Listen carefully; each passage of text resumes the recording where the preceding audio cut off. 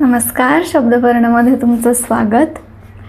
आज खूप दिवसांनी व्हिडिओ बनवतीये. दिवसांनी म्हणण्यापेक्षा खूप महिन्यांनी व्हिडिओ बनवतीये. तर काही अडचणी होत्या ज्याच्यामुळे मी नाही बनवू शकले. पण असं कधीच होणार नाही की मी शब्दपर्णामध्ये व्हिडिओ टाकणार नाही. शब्दपर्ण कंटिन्यू राहणार आहे. सो आज जे काही मी सादर करणार आहे त्यातला पहिला भाग म्हणजे स्वतःच्याच आयुष्यात घडलेली एक घटना आहे, जो की मातीशी जोडून असल्यामुळे कुठे ना कुठे मातीशी जोडलेली असल्यामुळे आणि गावाकडच्या जमिनीशी जोडलेली असल्यामुळे मला तो तुम्हाला शेअर करावासा वाटतो. कारण आपल्यातले बरेच जण ग्रामीण भागातून येतात. जवळजवळ बऱ्याच जणांची गावाकडे शेती असते आणि शेती फक्त उपजीविकेचं साधन नसून तिथली आजूबाजूची लोकं ही सुद्धा आपल्यासाठी आपल्या जगण्याचं साधन असतात. हे मी कसं अनुभवलं आहे आणि हे मी कसं शिकले लहानपणापासून, हे मला याच्यातून तुम्हाला सांगायचं आहे. तर याच्यामधले जी काही माणसं वगैरे आहेत ही खरोखर माझ्या आयुष्यात होऊन गेलेली आहेत. ही नावंसुद्धा खरोखरची आहेत. सो मी सुरू करते. 5 एप्रिल 2023 बुधवार. आज पहाटे गोरक्षनाथ काका, ज्यांची जमीन पप्पा आणि तात्यांनी विकत घेतली, त्यांच्या पुतण्याचे निधन झाले. त्यांच्याबद्दलची माझी आठवण म्हणजे एकदा गावाकडून त्या वाटेवरून वाकडीला जाताना, वाकडी एक गाव आहे, वाकडीला जात असताना पप्पांनी त्यांची जुनी शाळा मला दाखवली.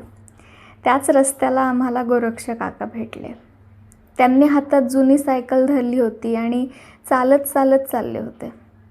मला त्यांचं व्यक्तिमत्व प्रसन्न आणि वृत्ती कुणाबद्दलही आकस न असणारी वाटली. जमिनीचे खरेदीचे रकमेचे पैसे देण्यापूर्वीच जमिनीचा व्यवहार ज्यांनी केला आणि तात्या पप्पांना जवळजवळ वर्षभरानंतर पैसे देता आले, असा व्यवहार ज्यांना मान्य होता, अशा गोरक्ष काकांच्या चुलत्याचं मला अप्रूप वाटतं, आदर वाटतो. त्यांचे आणि तात्यांचे असे जिवलगासारखे संबंध लोकांशी नातं कसं जपावं याचा धडा देतात. जो व्यवहार माझ्या जन्माआधी झाला, पण त्यांच्या पुतण्याला का होईना मला बघायला मिळालं, याचा मला फार आनंद झालेला.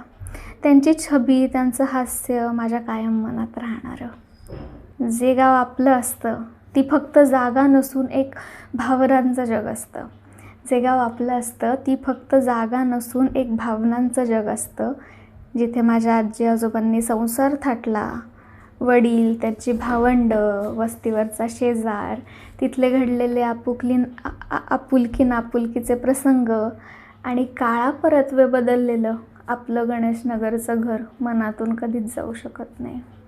फक्त एक विचार अधेमध्ये खिन्न करतो की आपलं वाटणारं ते घर किती दिवस झाले दिवाळीला सगळ्यांच्या येण्याला मुकलंय. झाड जसजसं विस्तारत जातं तसतसं त्याची मुळं जमिनीत खोलवर रुजून घट्ट पकड ठेवतात. झाड पानझड, बहर, ऊन, पाऊस सगळ्यातून जातं, पण कायम उभं असतं. तिथेच भेटतं. आपण नात्यांना पानांसारखं नाही, मुळांसारखं बघितलं पाहिजे. मुळं नव्याने फुटतात, आदल्याच्या जीवावरच नंतरचं वाढतं. गरज दोघांना एकमेकांची आहे. जर मोठाला आहे म्हणून लहानाला वाढता येते. लहान आहे म्हणून मोठ्याला आश्वस्त करून जगता येते, कर्तव्य करता येते आणि आपलंसं होऊन आपलं कर्तव्य करून पुढच्या पिढीचं ऋण फेडता येते.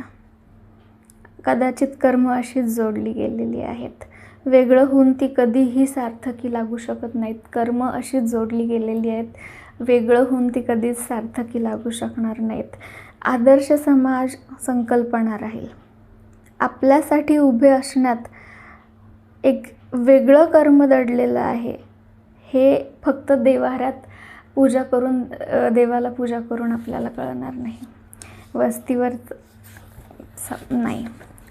भरकटलेल्या जगातून पुन्हा आदर्श वृत्तीकडे वाट दाखवणाऱ्या या जाणीवांसाठी मला निसर्गरूपी परमेश्वराचे फार आभार मानावेसे वाटतात.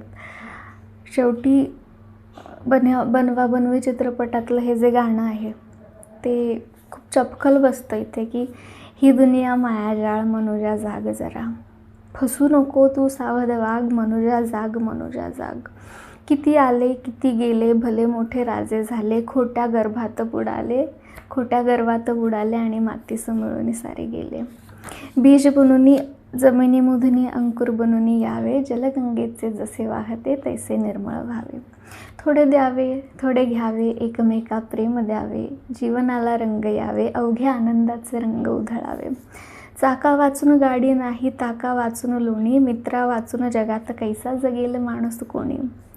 आता तळटीप. एवढं सगळं करतो तर स्वतः काय दिवे लावलेत. असतात काही जण असं विचारणारे किंवा असा विचार करणारे की एवढं सगळं कळतंय तर तू काय दिवे लावलेत.